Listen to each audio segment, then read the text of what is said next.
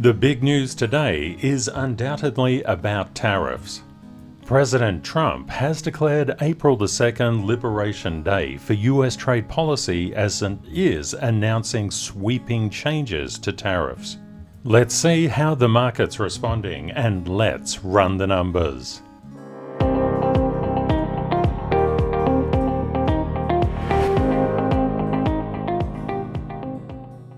Let's see how the main markets have been handling things. Tesla is up 5.31%, Eli Lilly 1.61%, Nvidia slightly up, Microsoft slightly down, Apple kind of flatlining, and Amazon slightly up. As far as sectors, all sectors are up 0.67%. Consumer discretionary did the best and the worst was consumer staples. The stock market is currently going through extreme fear with a 17 rating. That is a little bit low. And when we look at the fear and greed rating over time, we can see that the markets are increasingly fearful. In the past 24 hours, we've seen some pretty big economic news release. The ADP non-farm employment change was a lot greater than anticipated. And the JOLTS job openings was worse than anticipated. The next FOMC meeting is in approximately 34 days, and the probability is overwhelmingly no change to rates, coming in at 92.6%. 1 day ago, the probability of a rate decrease was 19%. That's since fallen to 7.4%. Turning to the crypto market, Solana is up 5.57%, Bitcoin up 2.5%. The crypto fear and greed index is currently 29. We've seen a bit of optimism come into the market, some pessimism and some optimism. You'll note how the fear and greed index from the stock market and that of crypto roughly follow each other. Just as there are rules of physics and chemistry and laws as well, we have that inside financial markets, and one rule is particularly powerful. That is Rule 225. That is, Bitcoin cannot escape the stock market's gravity. This is a rule that perplexes a lot of people. People think that crypto and the stock market are different markets. Well, they may be different, but they're intercorrelated and interconnected. I'll show you exactly how. Here is a chart of the S&P 500 futures, the NASDAQ futures, the Russell, and the Dow futures. You notice this blue line, that's Bitcoin. What's happening with Bitcoin going up, coming down, going up? You can see the S&P 500 moving in that directional alignment. What about the NASDAQ? Do you see the same thing? Absolutely. What about the Dow? What about the Russell? Now, what does this actually mean? That's just an implementation of Rule 225. Now, how do you use it? If you see that Bitcoin is coming up and Bitcoin trades 24/7 and 365, it's always awake, whereas the stock market is a pretty sleepy thing. It's already gone to bed in the US. Financial markets are also deeply psychological. When President Trump came out and said, in the Rose Garden, this is what has happened or is happening to tariffs, what we saw was an initial surge, then followed by a retrace. Inside Bitcoin, now when we look at Bitcoin, we're literally looking at the major market futures, such as the S&P 500, the Dow, the NASDAQ, and the Russell. So it's important to understand when we see a retracement in crypto, what we're actually seeing is like akin to a retracement inside the futures of the main market indices. This is how you should be interpreting this. If you're not directly trading the US markets, you actually are because of Rule 217. No stock market, and no stock market means the Australian market, the Japanese market, the Chinese market, Hong Kong, Europe, Abu Dhabi, it doesn't matter where the stock market is. No stock market can escape the US market's gravity. Now, what does that mean? If the US markets are rallying, there is a odds-on probability that your local markets are rallying if you're outside the US. Sometimes we do get into some differentials between the China's and Russian markets and the US and European markets. Just something to consider. But as a main, if you're trading inside the US, the UK, Europe, if the US stock market is going up, you've got a good probability that your stock market is going up as well. If the US market is coming down, there's a good probability that your markets are also descending. When people start their trading and investing journey, they start off pretty much as investors, which when you just start, you will invest when it goes green and you will divest when it goes red. Divest, invest. Divest, invest. This creates a thing called knowledge costs or knowledge taxes. What the institutions know is that all they need to do is to put green candles in the market and people are attracted. Put a red candle in the market and people flee for terror. Put several red candles in the market and people switch off and will just not look at the market. And this is exactly what they want people to do. They want you to switch off, get out of the market so they can get in. And then they'll turn the market green and then whack you one. Therefore, we need to do a completely different way of thinking. We need to do something called BORSOG, which is buy on red and sell on green. What people typically do is that they buy on green and sell on red. This is why the vast majority of people lose money inside financial markets. And it doesn't matter how they define themselves. Oh, I'm an investor. I'm holding on for the long term. No, you're not. What's going to happen is if price comes down sufficiently, you'll get wrecked enough and you will sell. Pretty much likely at the bottom just before the green hits. This is how institutions play with retail. Do not be retail. And the retail mindset is insidious. It's everywhere and it's promoted by influencers right across the globe.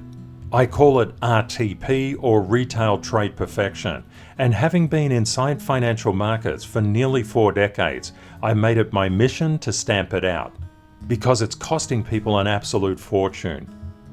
And if you want to get tricks and tips on a daily basis on how to get rid of RTP because it is costing you a fortune, just subscribe to the channel and join one of the best communities on YouTube.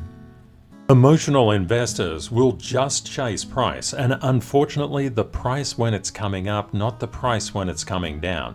And they do not look through or across charts. They do not stack probabilities. They will just stay in one chart, believing this chart controls all financial markets. This is wildly incorrect. That's why we do the cheat sheet, which is composed of 7 rows. Row 1 and row 2 are all about risk on and risk off behavior.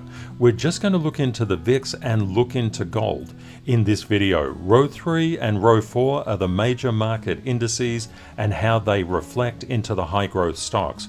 Row 5, 6, and 7 are the crypto market. This throws a wildly valid risk on or risk off signal that you can compare back to the VIX. Why on earth would we do that? Because when we buy, we want to buy intelligently. And when you invest, you want to invest intelligently as well. Earlier on, we looked at the fear gauge of the main market and the crypto market. We can look directly at the VIX, which trades when the markets are open in real time. Now, understanding the VIX is very important because when the VIX comes up, the major market indices and Bitcoin come down. When the VIX comes down, the major market indices and crypto come up. Looking at this VIX like this, it's very hard to understand what is the relative position of the VIX at the current time. That's why in Level 2 Standard Certification, we do 3-dimensional price paths called CTKS paths. These paths help us to put a constraint on where prices can go on any particular chart. What we're pretty much looking for is a boundary of prices with an end of month estimate. And we can see from the VIX, it's finished slightly positive. It is still in an uptrend. Now, is this uptrend about to get shattered and are we about to come down? That's why the major market index futures have been rallying just after the president gave the Rose Garden announcement on tariffs.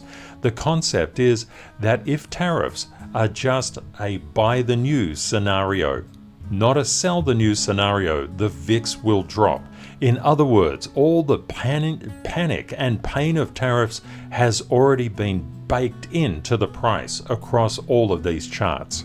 If that is the case, we would expect and anticipate the VIX to come down. It is a very important time to keep your eyes on the VIX and the major market futures. And of course, Bitcoin. It's very undecided at the current time. As you can see here, this particular candle is saying, I don't know what I'm doing. Am I going up? Am I coming down? I just don't know. This is why we need to stack probability across the different rows to get a better understanding as to what could happen. And always remember, price is always moving in a wave. It is not static. Inside a particular day, price will move up and down quite significantly. When turning our attention to gold, we can see it's been on an absolute rampage. Trying to predict where price could go when something is going exponential is absolutely what the CTKS method was invented for. But let's zoom in for about the past 12 months to see how well we did. This is exponential price action. One key way to get rid of your anxiety when it comes to trading and investing is to understand that price can go up, price can be neutral, or price can come down. And understanding where those boundaries are is very important. If you understand the boundaries, you're ahead of 95% of other people who have literally no clue. All boundaries are structural by nature, and these CTKS paths, they are meant to hold normalized price behavior. If we zoom into the past 3 months, when we look at gold, we can see gold has been following the normalized positive price path. It's been doing really well. Gold and the VIX are very intercorrelated at the current time. Pretty much, if the VIX is going up, we expect gold to go up, but there are some nuances to it. Gold is currently sniffing out geopolitical tension and geopolitical crises. One thing to note, these particular paths are drawn at the start of the month and then not changed. So the fact that it comes up and does what it does, this is cemented in at the very start of each month through the service. So if you would like to see these paths, you can check out the video at ctksmethod.org. We know that there are many rules that govern financial markets. So let's put the rules together on where we need to look at in terms of Bitcoin. Retail thinking is undoubtedly positive, and of course that's a good thing. You must be optimistic, but be optimistic from a realistic stance. If the markets are showing weakness, take advantage of that weakness. You're not taking profit from other people, and this is a thing that RTP is all about. It's a scarcity-driven mindset. If you're losing, somebody else is gaining, and if you're gaining, somebody else is losing. This couldn't be further from the truth. Financial markets are just big pooling devices. They put lots and lots of money into the pot, into the center of the table, and those people who know the rules can get money, and if they don't know the rules, they give money. That's it. You are not competing against other people. You're not competing against algorithms. You're competing against your knowledge or your lack of it. And unfortunately, it's just not knowledge. It's also emotional control. When people don't have emotional control, they will sell out. They will literally kick their computer screen, and you can see pictures of that all across social media when things go red. But when things go green, everybody's fantastic, everybody's so happy, and then they go red again. Hey people, guess what? Price moves in a wave. And the critical thing is that is rule number 4, price moves in waves. Now, where are the wave-based patterns? Where do the shore break, if you like? Where do the waves break against the shore, to the upside and to the downside? The answer is structure. And if you know structure, you're ahead of literally everyone. So let's zoom into this specific area and look from a structural perspective. Understanding how structure impacts price is very important, and all professionals observe structure. It is literally the game changer. Now, one of the things you saw, the price was coming up as the tariffs were announced. President Trump came out and gave his speech. Now, what's happened right now? Price has retraced. Now, where is the underpinning structure underneath Bitcoin and crypto? Because how Bitcoin moves is how the entire crypto market moves. You can see this level of structure just a little bit below 87,850. That particular level of structure was just too strong to hold any advances on Bitcoin's price movement. We had a structural failure just above that 86,650 mark, another structural failure until we got down to this particular level around 85,850. And you can see we failed there. We also failed at 85,450. Now, as soon as we get a failure, that creates negative structural attraction, or NSA, to the structural level below. If we fail there, it creates negative structural attraction to the level below. Don't forget, we're on a 15-minute chart, but it's important you understand, a lot of investors that have retail trade perfection are always looking at zoomed out charts. Oh, what's going to happen in the next 12 months?